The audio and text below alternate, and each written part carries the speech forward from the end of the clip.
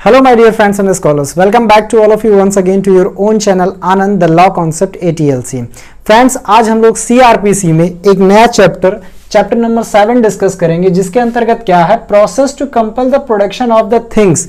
मतलब किसी चीज के लिए बेसिकली डॉक्यूमेंट्स ही है इसमें, या फिर किसी अन्य वस्तु को कैसे हम उसकी हाजिरी सुनिश्चित करें। जिस प्रकार हमने अध्याय 6 मतलब चैप्टर नंबर 6 में जाना था कि किसी पर्सन को कैसे हम कंपेल करते हैं हाजिरी उसकी कोर्ट में, उसी प्रकार ये चैप्टर नंबर 7 है डॉक्यूमेंट्स या थिंग्स से रिलेटेड, जिसके अंतर्गत बेसिकली 4 पार्ट्स में होगा A B C D।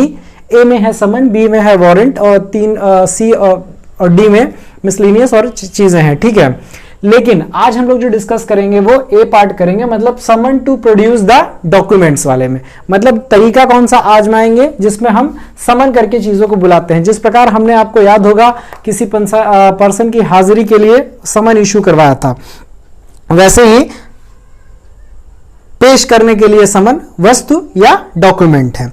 तो सेक्शन 91 क्या है, summon to produce the documents or the other things. Read करता हूं सेक्शन, डायरेक्ट उठा लीजिएगा। Whenever any court, word to word पे काफी फोकस रहेगा क्योंकि प्रीलिम से क्वेश्चन बनता है। वेर एवर एनी कोर्ट और officer in charge of a police station, दो नाम आया, कोर्ट और officer in charge of a police station, considers that the production of any document or other thing is necessary or desirable.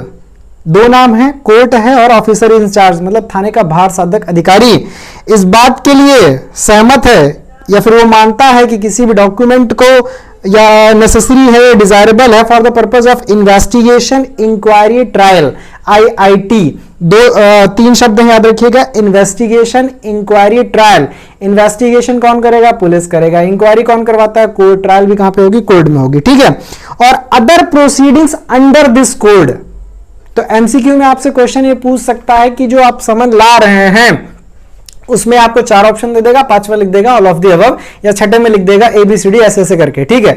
तो आप ये बात ध्यान रखिएगा, investigation, inquiry, trial and other provisions under this code, अगर ये सेक्शन लिखा है तो, अदरवाइज कोई दिक्कत नहीं, ठीक।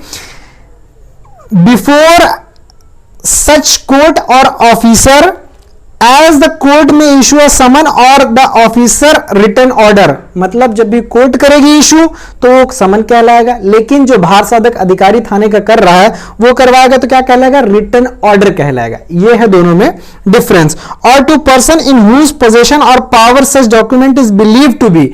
अच्छा, ये इशू किसके नाम होगा, मतलब अगर वो ऑर्डर जा रहा है या फिर समन जा रहा है तो वो उस व्यक्ति के नाम से जाएगा जिसके पास वो डॉक्यूमेंट है या फिर वह अन्य वस्तु है। जाहिर सी बात है, अब मान लेते हैं फला व्यक्ति एक्स के पास है, अब वो वाई के नाम से तो इशू किया नहीं जाएगा कि भाई साहब आप जो है ये दस्तावेज लेकर के आइए। ओ भाई साहब कहेंगे हमको क्या पता यार कहां पे रखा हुआ है डॉक्यूमेंट्स, हमको क्यों बुला रहे हो, एक्स के पर्सन के पास है, आप उससे कहेंगे ना, ठीक। Requiring him to attend and produce it और to produce it and the time place stated in the summon और ऑर्डर। ये तो जाहिर सी बात है, जिस प्रकार समन में भी हमने टाइम प्लेस मेंशन कर रखा था, उसी प्रकार जब आप डॉक्यूमेंट्स मंगा रहे हैं किसी व्यक्ति से तो उसको भी बताना पड़ेगा किस जगह पे, किस स्थान पे, मतलब और कितने बजे, मतलब समय निश्चित सुनिश्चित रहेगा उसमें, ठीक है। इसी का 2 पॉइंट कहता है एनी पर्सन, आप डायरेक्ट में से मिलाते रहेगा, आपके लिए इजी पड़ेगा। Any person required under this section merely to produce a document, मतलब उससे ये कहा गया कि सिर्फ आप डॉक्यूमेंट्स लेकर के आ जाइए। Or the other thing shall be deemed to be compiled with the requisition if causes such document or thing to be produced instead of attending personally to produce the same।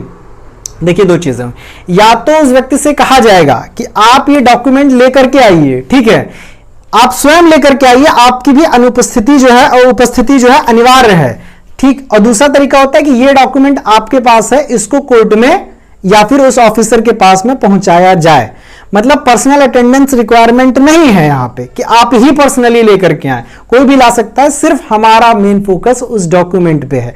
तो second clause ये कहता है कि अगर आपने इन किन प्रकार वो डॉक्यूमेंट मंगाया गया और आपने डॉक्यूमेंट प्रस्तुत कर दिया, दैट इज सफिशिएंट, आपकी पर्सनल अटेंडेंस कोई मायने नहीं रखती है। थर्ड पॉइंट कहता है nothing in this section shall be deemed in effect.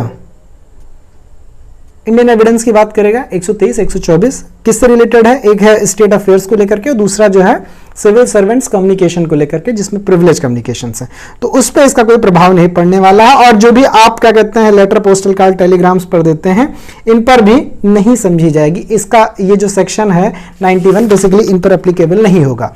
लेकिन अभी मैंने कहा ना टेलीग्राम, पार्सल, पोस्ट कार्ड इन पे नहीं एप्लीकेबल होगा। लेकिन अब जो सेक्शन 92 आएगा वो उसी बात को स्पष्टीकरण देगा कि कब इन पे एप्लीकेबल होगा। हेडिंग ये procedure as to the letters and the telegrams.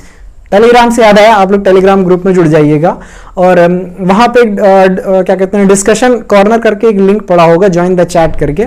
आप वहां पे चैट करके काफी सारे लोग हैं, आप जिनसे अपनी बातें शेयर कर सकते हैं, आप डिस्कस कर सकते हैं चीजें। बहुत ब्रिलियंट लोग हैं वहां पर, ठीक है। तो आप उनसे बातें शेयर कीजिए, टॉपिक्स पे बात कीजिए, चीजें काफी हैं। मैं खुद प्रेजेंट रहता हूं, थोड़ा कम रहता हूं आजकल, तो आप कर सकते हैं वहां पे। मोस्ट वेलकम है आपका।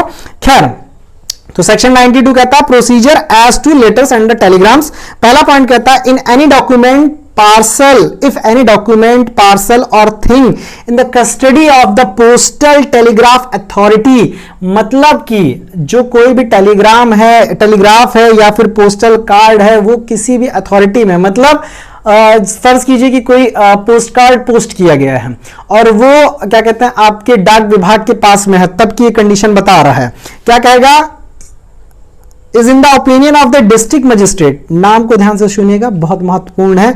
District magistrate, chief judicial magistrate, court of session, high court, highlight कर लीजिएगा अपने बेयर एक्ट में।